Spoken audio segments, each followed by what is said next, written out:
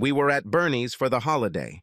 A wedding or a birthday or a birthing party or something like that.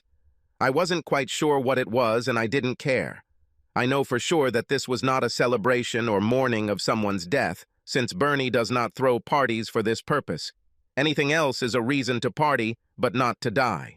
I think he feels that having a body lying around dampens the fun. The main reason I was there was the free food and drinks. More food than drinks as I was driving, and had to watch my intake. Since we were poor at that time, it was impossible to refuse free food. Besides, I liked Bernie, and Olivia, his wife, was a great actress. Well, she was definitely something special. One thing is for sure about Olivia. She was a tease, and quite mean at times. She would pick a victim and make sure he followed her around, no matter what party she was at, drooling and hoping, even though everyone knew he didn't have a chance. At this particular party, it dawned on me very quickly that I was the nominated victim. I wasn't having any of it, and either avoided her or just casually flirted back. About halfway through the evening, things got a little more serious. The backyard party was in full swing when I had a sudden urge to use the facilities. I went inside, did what I needed to do, and left the toilet.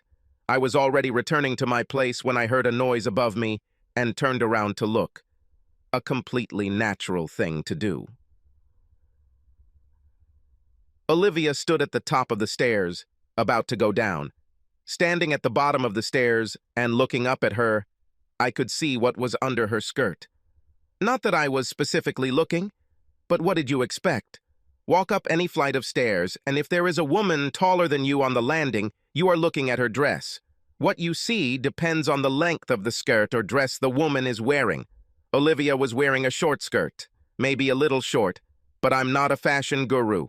It wasn't the same skirt she was wearing before, so I had to assume she had gone upstairs to change. Maybe a drink was spilled on her or something. Right now you're probably thinking about the stairs, the short skirt, and when you look up you see her panties. A noble way to tease and shine. You would be wrong. She had to be wearing panties for me to see her panties, and it turned out that she had forgotten this fact. The skirt was short enough and the light was strong enough that I could see everything, including the fact that she was clean-shaven. I could even see her tan lines, the sparkling whiteness of the untanned part that was clearly visible. I'm quite sure I didn't react at all. It's hard to react when you're suddenly paralyzed, and this paralysis gave me time to pull myself together, at least to a certain extent. I admit, I watched carefully as Olivia walked down the steps, her eyes sparkling at me the whole way. Walking down the stairs, she came up to me, lightly patted me on the cheek, and strutted towards the exit to join the party. It seemed to me that she had the triumphant look of a winner. I obediently followed her and also joined the party. I didn't follow Olivia around drooling, but I definitely knew where she was. I was also damn sure she knew where I was at all times. She seemed to just be a little annoyed at my lack of obvious drooling and took steps to try and rectify the situation. Several times throughout the evening, Olivia, without actually paying attention to me, managed to maneuver herself so that she was between me and the rest of the party. On the occasions when this happened, if there was no one behind her but me, she would find an excuse to lean forward or bend over, causing the back of her skirt to ride up and put me back in the frame. All this was done while acting modest and innocent. The party began to wind down, and the crowd slowly dispersed. Being a polite person, I hung around almost until the very end, helping to clean up a little. By a strange coincidence, I was actually the last one to leave. Olivia politely walked me to the door while Bernie got to work cleaning the barbecue grill. I've noticed this before with Bernie. In this sense, he is a little crazy. He can't relax until he sorts out all these little things. He'll probably stay there another half hour and then go to bed, satisfied that everything is done and there won't be any work waiting for him when he gets up the next morning.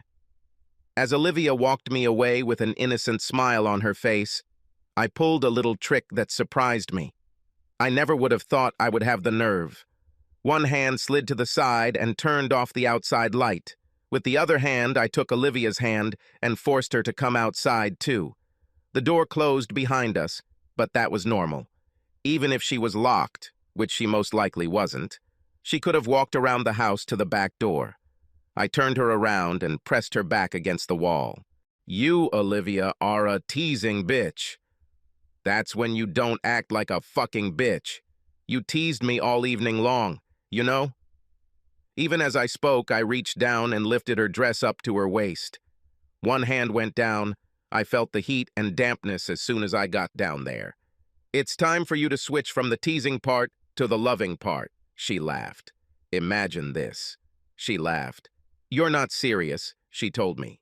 I caught her hand and lowered it down, hoping that she would feel my desire and agree to find a cozy and warm place to rest. Oh my God, she breathed. Are you crazy? Anyone can see us here. Not unless they have night vision goggles, and even then we'd be just a couple of green spots. Bernie, she breathed, but I interrupted her.